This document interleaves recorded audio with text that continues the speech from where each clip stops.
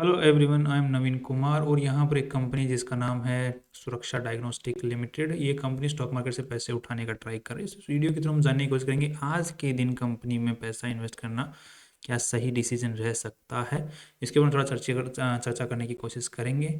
तो यहाँ पर कंपनी की बेसिक डिटेल्स की अगर बात कर लेते हैं आईपीओ से रिलेटेड, तो यहाँ पर 29 नवंबर से 3 दिसंबर के बीच में कंपनी का आईपीओ खुलने वाला है, बोथ डेज इंक्लूडेड। और यहाँ पर 441 का कंपनी ने कट ऑफ प्राइस सेट किया है।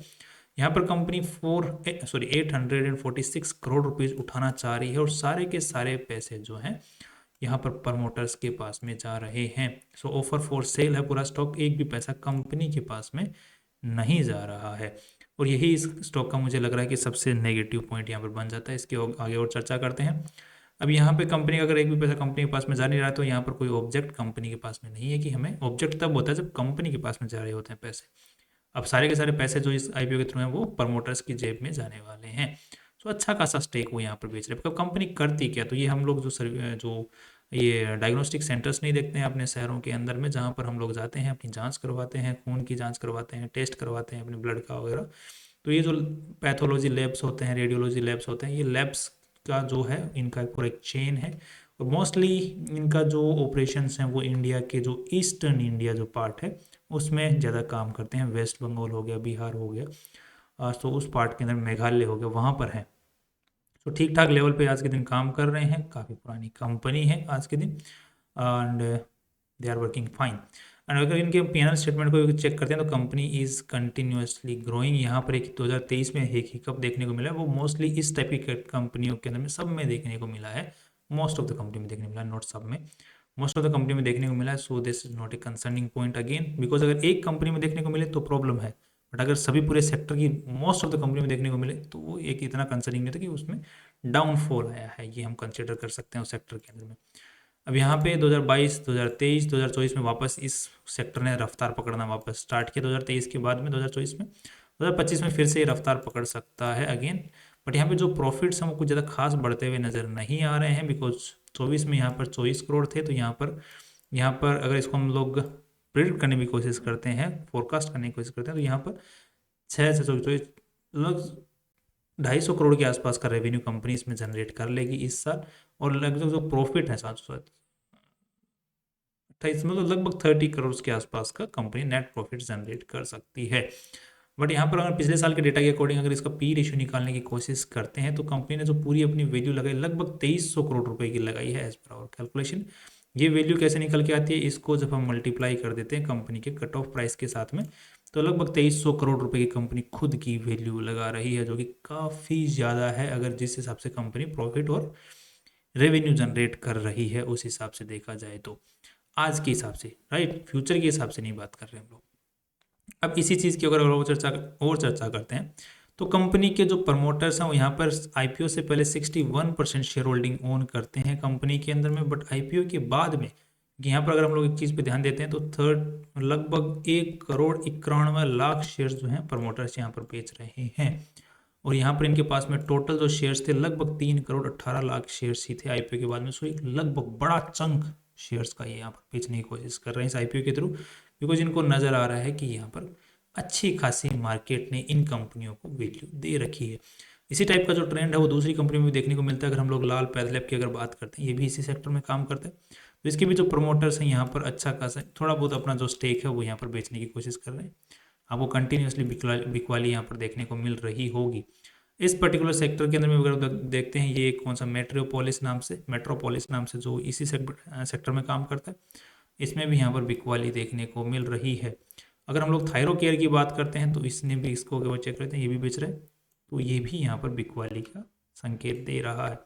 और ये लास्ट में एक विजय डायग्नोस्टिक सेंटर जो कि इसी फील्ड में काम करता है, तो अगेन यहाँ पर इसमें भी बिकवाली है। सो सारे प्रमोटर्स को लग रहा है कि यहाँ पर थोड़ा अच्छा खासा वैल्यू मिल रहा है, सो दे आर सेलिंग।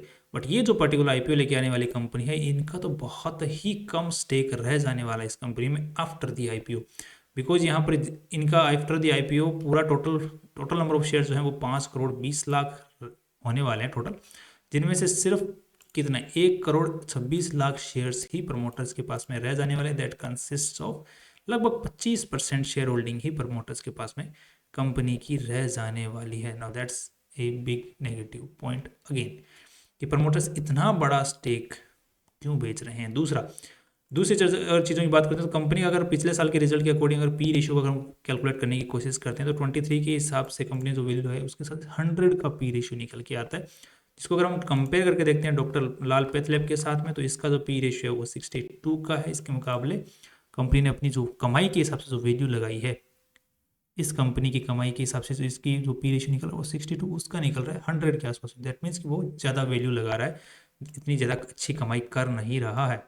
इसके अगर देखते हैं तो इसका है 74 का, तो इसके मुकाबले भी ज़्यादा वैल्यू लगाई है उसने। थायरोकेयर की बात करते हैं तो यहाँ पर भी 58, इसके मुकाबले भी ज़्यादा, सॉरी हाँ 58, इसके मुकाबले भी ज़्यादा लगाई है। और इसके मुकाबले देखते हैं तो इसके मुकाबले भी ज़्यादा लगाई है।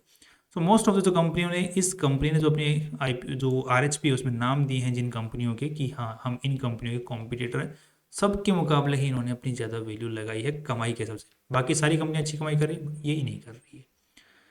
नेक्स्ट अगर हम लोग थोड़ा सा पीबी रेशियो पर एक बार नजर डाल लेते हैं तो नेटवर्थ जो कंपनी के 187 करोड़ की है। सो इस हिसाब से अगर देखा जाए तो कंपनी ने खुद की जो वैल्यू है वो लगभग 13 से 14 गुना ऊपर लगाई है। अगर हम लोग इसी चीज़ का ध्यान देते हैं दूसरी कंपनियों के साथ, डॉक्टर लाल पैथलैब के पास में, तो यहाँ पर इसकी है 12 गुना, इसकी है 9 गुना, थायरोकेयर की है 10 गुना और इसकी है 16 गुना। तो लगभग 3 कंपनियों में हम देख पा रहे हैं कि वो उससे भी कम वैल्यू पे अवेलेबल है।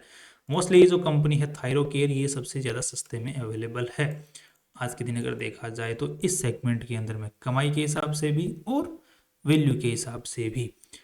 सुरक्षा तो ये जो पॉइंट जो हम कंसीडर कर रहे हैं, ये पॉइंट सारे के सारे ये इस चीज़ की ओर इशारा करेंगे कि कंपनी के अंदर में आज के दिन जो वैल्यू लगाई गई है वो महंगी है, तो आज के दिन इन्वेस्ट करना ठीक नहीं लग रहा है। बिकॉज ये सारे के सारे जो स्ट्रेटेजी बनाई गई। अब दूसरी चीज़, इतनी ज़्यादा वैल्यू लगा के भी इतना कॉन्फिडेंस कैसे है कि हम पूरे मार्केट के मुकाबले सबसे ज़्यादा वैल्यू लगा देंगे फिर भी हमारे शेयर्स तो बिक ही जाएंगे। ये इतना ज़्यादा कॉन्फिडेंस कहाँ से आता है? तो ये कॉन्फिडेंस आता है लीड मैनेजर से। लीड मैनेजर्स कौन सा इस कंपनी के? लीड मैनेजर है ICICI वाले, नुवामा वाले और SBI वाले। अब इनके पास में भर भर के कस्टमर्स पड़े हुए हैं, भर भर के। इनके जिन कस्टमर्स के इन कंपनियों के पास में अकाउंट्स होते हैं वो वैसे भी हाई ब्रोकरेज के ऊपर में अकाउंट खोल के बैठे हुए हैं, तो उनको और इनके जो कवरेज है मार्केट के अंदर में, जो ग्राउंड लेवल के ऊपर में, वो ब्रांचेस के थ्रू बहुत ज़्यादा बड़ी कवरेज है। तो इनके पास में कॉन्फिडेंस अगेन कंपनी के पास में आ जाता है कि हाँ बिक तो जाएंगे, शेयर तो बिक ही जाएंगे। सो अब हम लोग पॉइंट्स नेगेटिव, थोड़े से पॉइंट्स नेगेटिव हैं कंपनी के काफ़ी अच्छे खासे। लॉन्ग टर्म के हिसाब से कंपनी अच्छी हो सकती है, बट ऐसी भी उम्मीद है कि फ्यूचर के अंदर में कंपनी और अच्छी कमाई करती है, या फिर और अच्छी कमाई करती है तो इन्वेस्ट कर सकते हैं, या फिर कंपनी का शेयर में और सस्ते में मिल सकता है। इस चीज़ के ऊपर में इशारा होता हुआ दिख रहा है अगर हम सारे पॉइंट्स को कंसिडर करते हैं तो। साथ में अगर एक चीज़ को और कंसिडर कर लेते हैं हम लोग, यहाँ पर कंपनी का जो सेक्टर है उसके अंदर में कुछ खास बिकवाली यहाँ पर अभी तक हुई नहीं है। अगर हम लोग यहाँ पर देखते हैं तो एक रिट्रेसमेंट का फेज चल रहा है, तो हो सकता है कि पूरा सेक्टर अभी तक थोड़ा सा बहुत और डाउनफॉल की तरफ में जा सकता है। सो यहाँ पर अगेन इस सेक्टर के ऊपर बढ़ने की भी उम्मीदें थोड़ी अभी फिलहाल के लिए कम है, जिसकी वजह से ये भी एक इशारा मिलता है कि अगर सेक्टर पूरा नीचे जाएगा तो ये जो कंपनी ऑलरेडी बहुत कम कमाई करे तो ये थोड़ा और ज़्यादा तक नीचे जा सकता है। So that's all from my side. और बाकी मैं और RHP की तरफ में और डीप में हम जाने की कोशिश नहीं करेंगे, बिकॉज हमें पर्सनली इतने पॉइंट्स काफ़ी होते हैं किसी भी कंपनी को। अगर हम लोग यहाँ पर वैल्यू अच्छी देखनी होती है तो फिर हम लोग और प्रॉब्लम्स को सर्च करने की कोशिश करते हैं अगर कहीं पे है तो, बट यहाँ पर हमें ऑलरेडी थोड़ा सा, तो अगर फ्यूचर के अंदर में हमें अगर इस कंपनी में वैल्यू नज़र आती है तो अगेन इसके ऊपर में हम रिसर्च करेंगे उस वक्त पे, right. That's all from my side. और फाइनल व्यू मेरा जो है वो थोड़ा सा नेगेटिव बन रहा है आज के हिसाब से। खरीदने कंपनी अच्छी है, फ्यूचर में अच्छी कमाई कर सकती है, बट आज के लिए थोड़ी महंगी लग रही है। That's all my view is.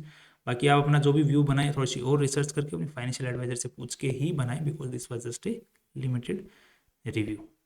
Finally see you tomorrow.